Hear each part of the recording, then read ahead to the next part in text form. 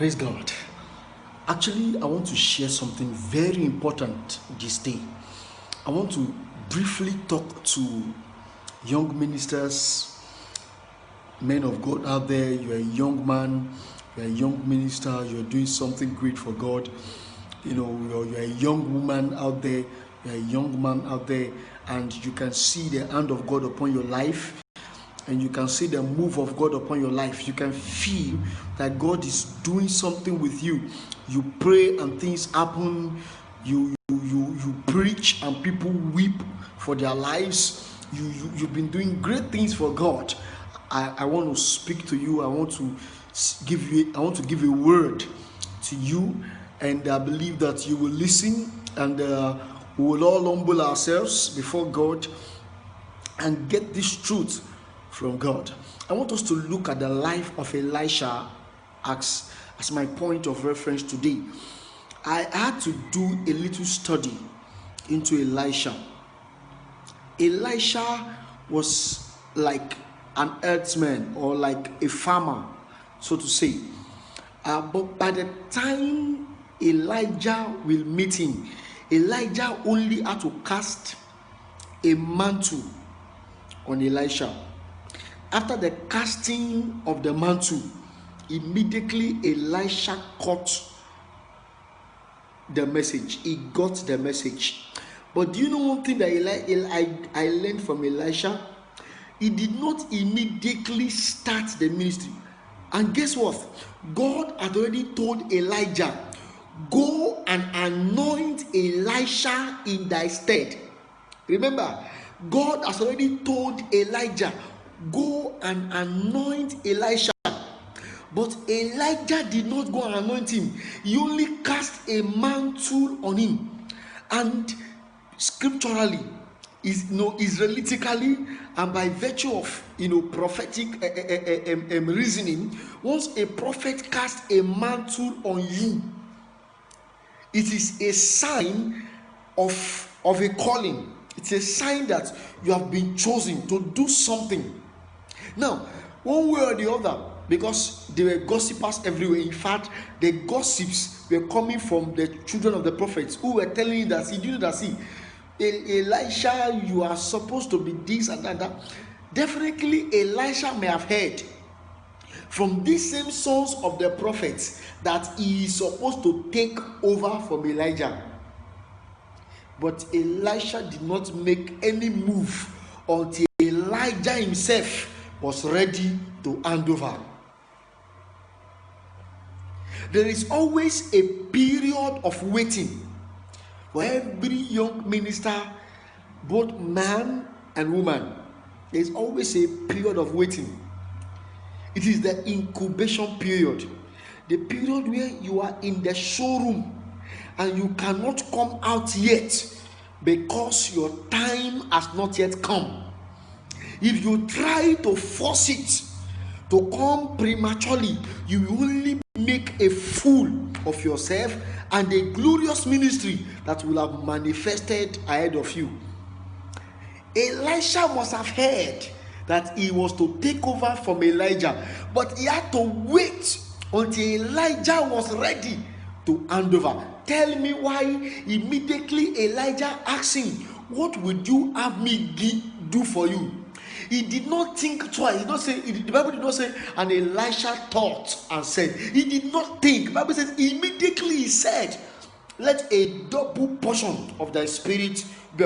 That means he knew long ago that he is supposed to take over from this man. But he had to patiently wait until his time. And let me tell you what about patience. Patience is tantamount to power. That's why even Jesus told the apostles that you need to tarry at Jerusalem, because if you cannot wait at Jerusalem, the power will not come. If you are so much in a hurry to manifest, because you see people speaking in tongues, you are so much in a hurry. Because you see brothers who will speak and people will fall on the floor, you are so much in a hurry, you want to do your own.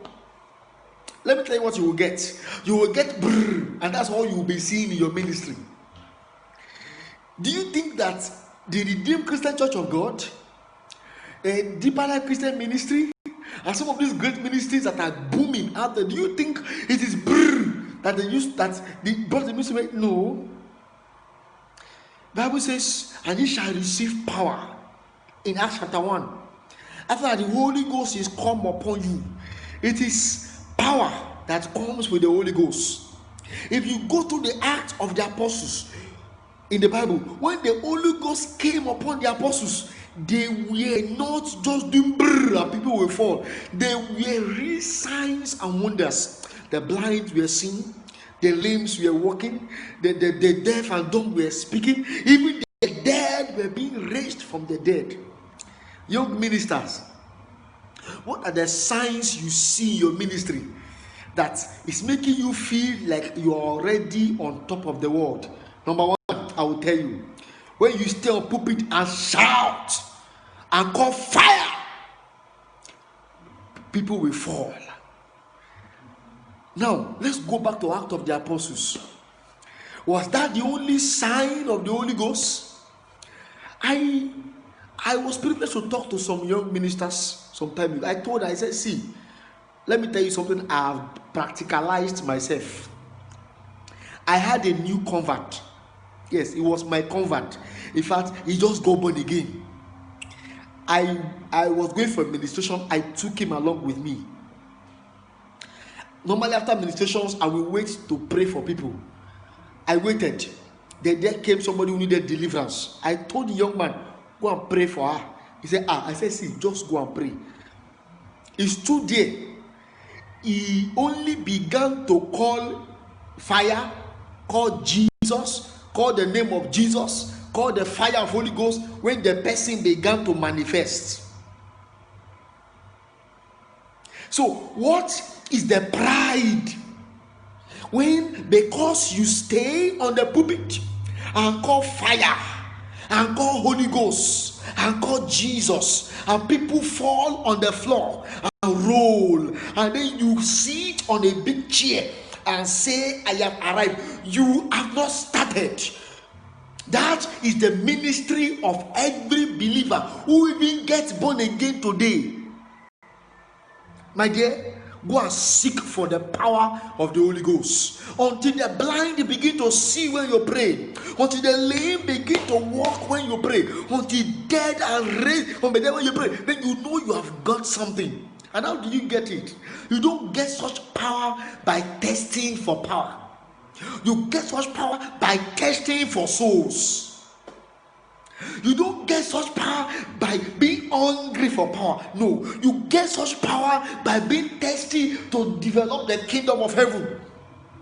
It doesn't come because I'm hungry for power. I'm hungry for power. I must get power. Oh God, your kingdom needs power. The kingdom needs souls. The Holy Ghost was given because of the kingdom of heaven that needed to be expanded, and souls that needed to come into the kingdom. And if that is not your priority, you will not get the real thing. You will just keep making people fall on the floor, and you will think you have arrived. I pray for you today that in the deepest part of your mind, you will humble yourself and go before the throne of grace and obtain power from the Most. I'm telling you, by the time the test for souls has filled your life, has filled your heart, and you are born again, you are pure within, you are pure without, I'm telling you, the power will fall upon your life, and you will never remain the same again, in the name of Jesus. This is my word of advice for you. I believe, God, that by the time you take this to heart, me and you will shake the kingdom of darkness in the name of Jesus.